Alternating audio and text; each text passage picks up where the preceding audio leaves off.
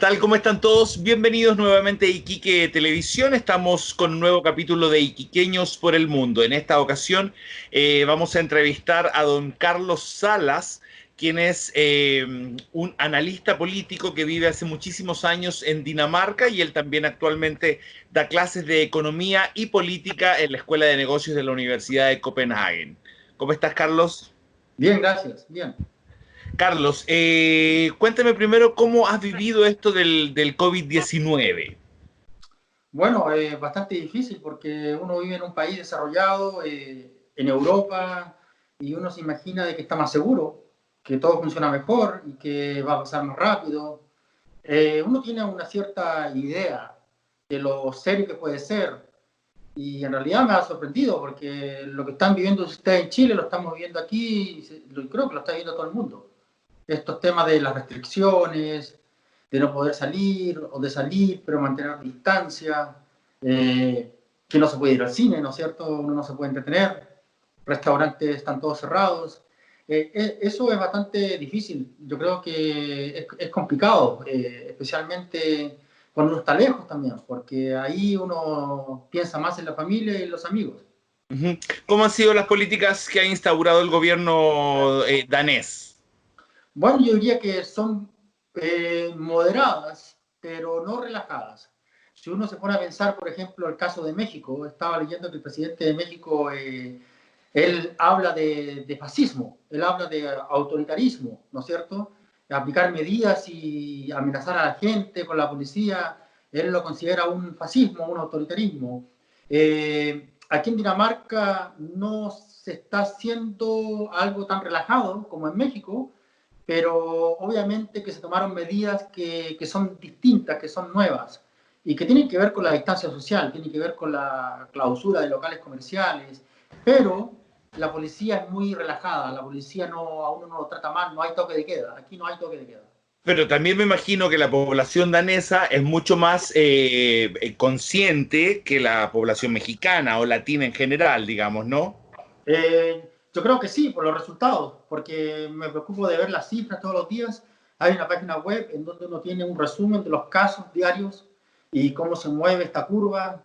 Y yo diría que los resultados daneses son bastante buenos, pero lo curioso es que son bastante buenos de acuerdo a esa medida, ¿no es cierto?, de la cantidad de contagiados y que la curva va bajando, porque aquí tenemos nuestros vecinos, los suecos, están aplicando una medida totalmente distinta, que es decir, no hacer nada prácticamente, recomendar a la gente que mantenga una distancia social, pero todo lo demás funciona. Funcionan los cines, funcionan los restaurantes, funcionan las escuelas. ¿Y cómo le ha ido a Suecia con esa fórmula? Mira, si uno mira la cantidad de fallecidos, es más alta que los que uno observa en Dinamarca o en Alemania, pero ellos tienen una defensa muy buena. Ellos dicen, claro, tenemos más fallecidos, pero es porque se acumulan de una sola vez. Entonces es alto ahora, pero con el tiempo eso va a decaer. En el caso de Dinamarca es menos, pero va a ser más largo con el tiempo. ¿Por qué? Porque ellos creen en esta teoría del grupal, que uno se infecta de manera grupal. Entonces ellos están como controlando el tiempo de infección en la ciudadanía. En el fondo están dejando que la gente se contagie para que la gente desarrolle anticuerpos. Alguien decía por ahí que los anticuerpos no sirven porque no hay nada seguro de que uno sea inmune.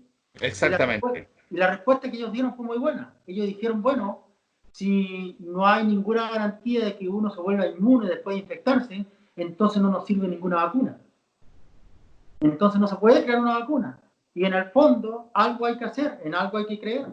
Y si no podemos usar una vacuna, mejor creemos que el cuerpo se acostumbre, ¿no es cierto? Que la sociedad se acostumbre y tratar de hacer alguna vida normal a futuro, con el virus presente, sí o no. O sea, ellos también se ponen en ese escenario, que yo lo encuentro bastante inteligente, bastante nuevo, bastante diferente, ¿no? Sí, bastante extraño, digamos, para lo que estamos haciendo en el resto del planeta.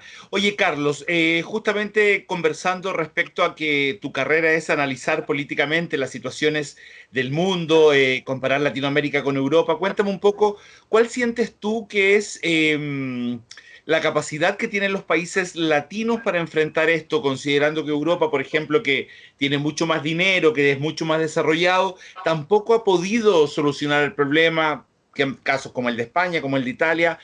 ¿Cómo nos ves a nosotros, a los latinos, especialmente a los chilenos, para poder enfrentar esto?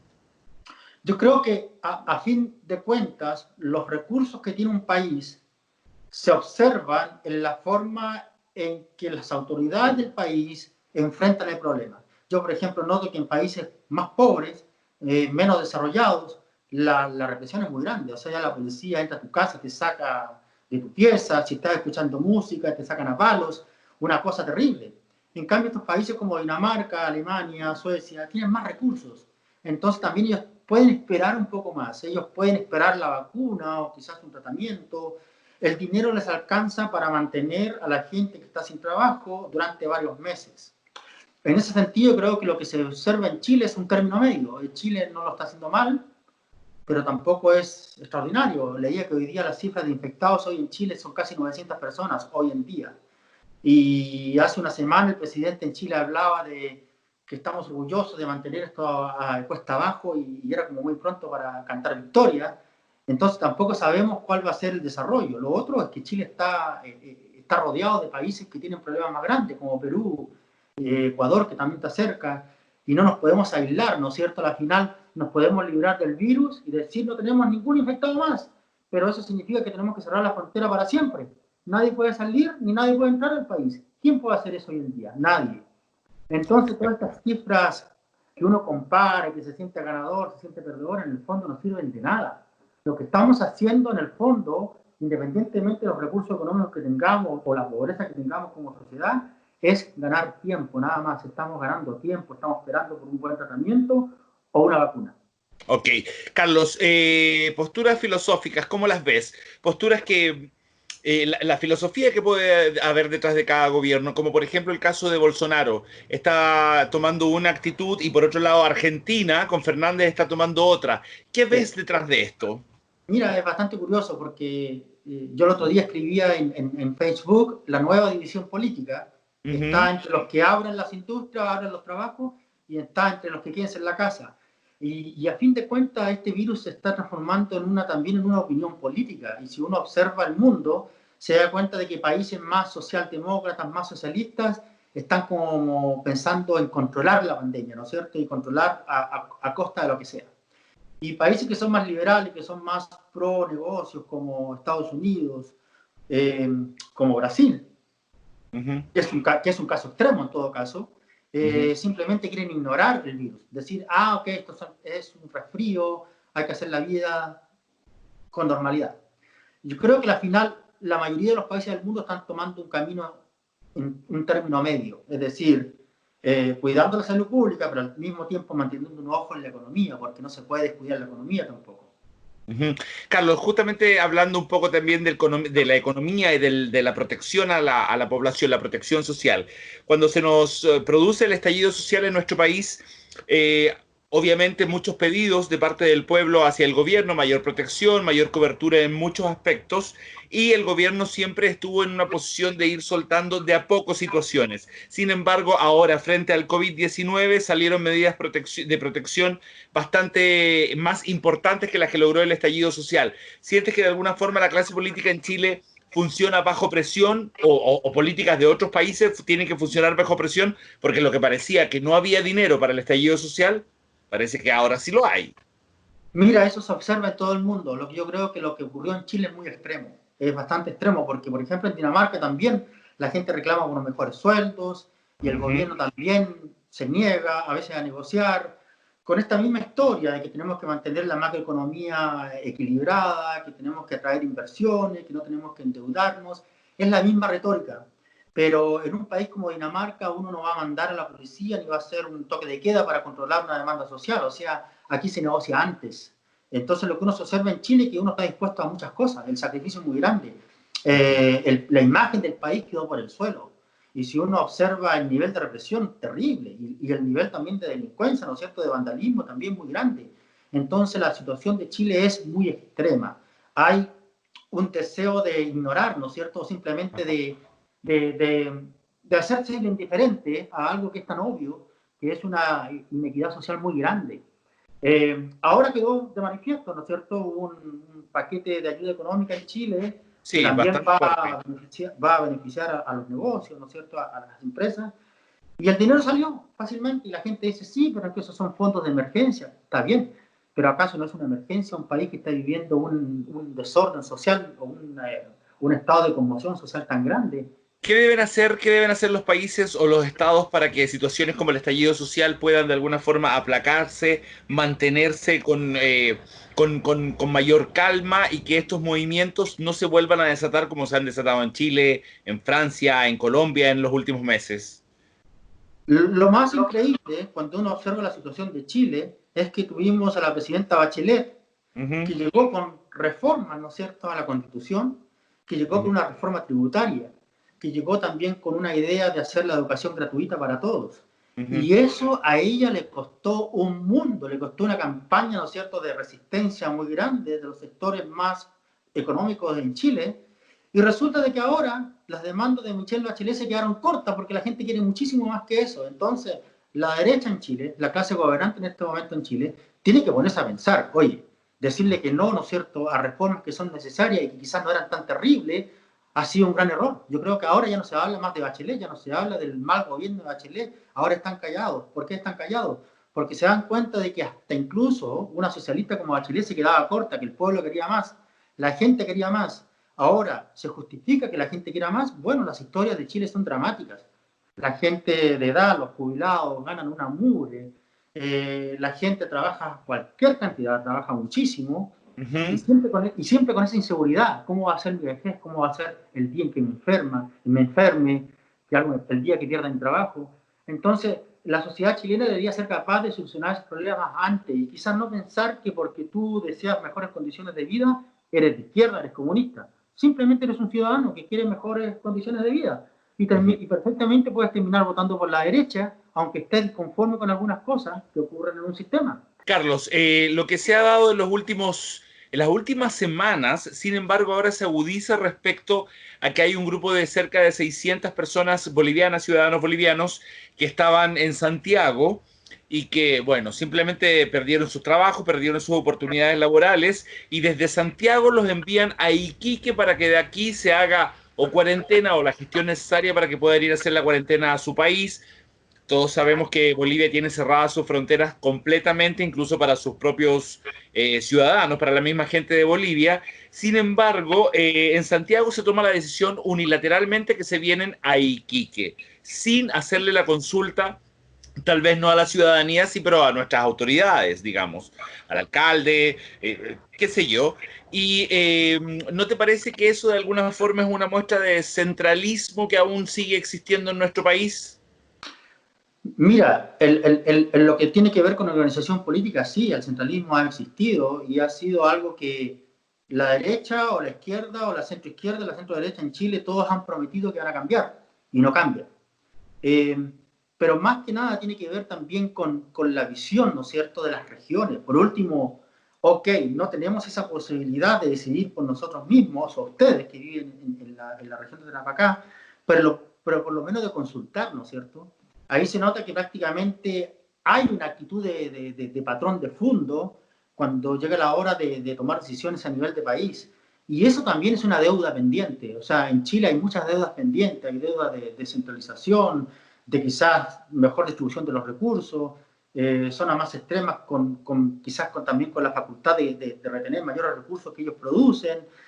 Hay tantos temas que resolver, por eso que te digo, mientras más se ignoren estos temas, más grande es la ebullición, ¿no es cierto?, la explosión social cuando la gente realmente se cansa de esto. Ujú. ¿Cuál es tu visión de lo que pasa en Tarapacá en este momento con el COVID? Al comienzo yo pensaba que las noticias eran buenas porque no había ninguna persona contaminada, infectada y ya habían casos en el resto del país, pero parece que en este momento ya también es un tema serio. Son casi 200 infectados, ¿no?, en la ciudad de Cerca. Iquique. Sí, más o menos cerca. Bueno, y de acuerdo en todos los estudios internacionales, la cantidad real son entre 60 y 100 veces más. Entonces, si te pones a pensar, la cantidad de infectados en Iquique en realidad debe ser alrededor de 15.000 o 20.000 personas. Y eso ya es bastante gente, bastante gente. Carlos, hoy leía justamente un estudio que mostraba cada país en cuánto tiempo iba a llegar al 97% ya resuelto, y Chile aparece por ahí como por el 13 de junio. Sin embargo, dice que el 100% cuando se termine en Chile va a ser aproximadamente a mediados de octubre.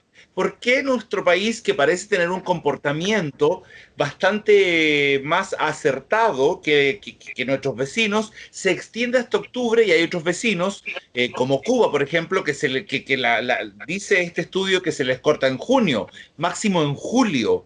¿Por qué nosotros nos extendemos más? Yo creo que tiene que ver también con la organización social. Chile tiene buena organización social, pero hay mucha inequidad. Entonces hay mucha gente que sigue viviendo al margen, marginalizada.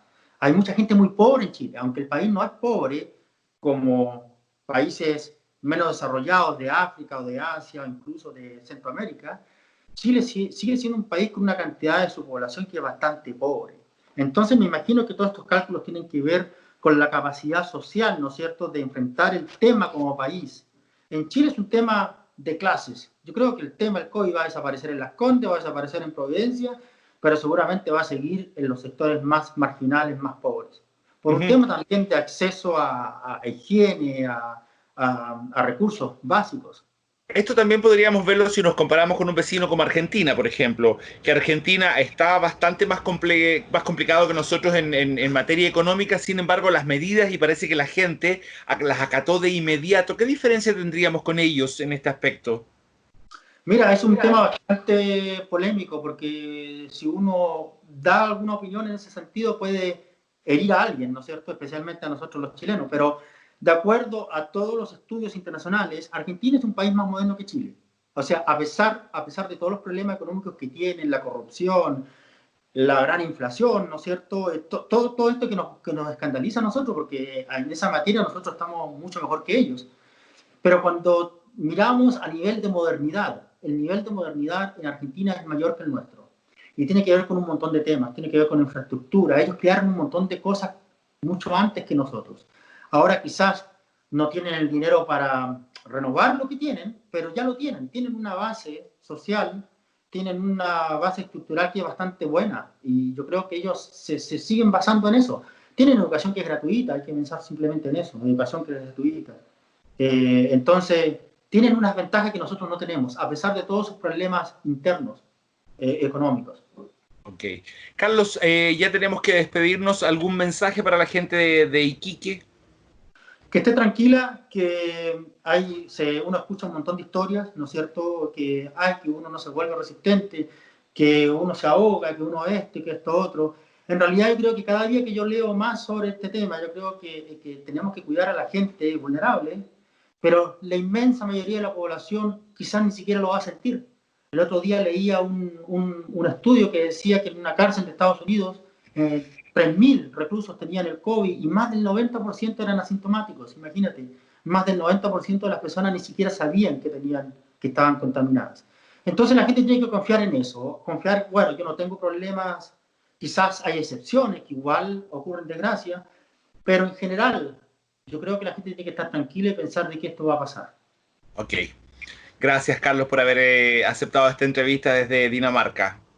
De nada, hasta luego. Chao. Gracias a ustedes por haberse quedado con nosotros en Iquiqueños por el Mundo a través de Iquique Televisión. Soy Karim y nuestro entrevistado de hoy fue Carlos Salas, analista político y profesor de Economía y Política de la Escuela de Negocios de la Universidad de Copenhague.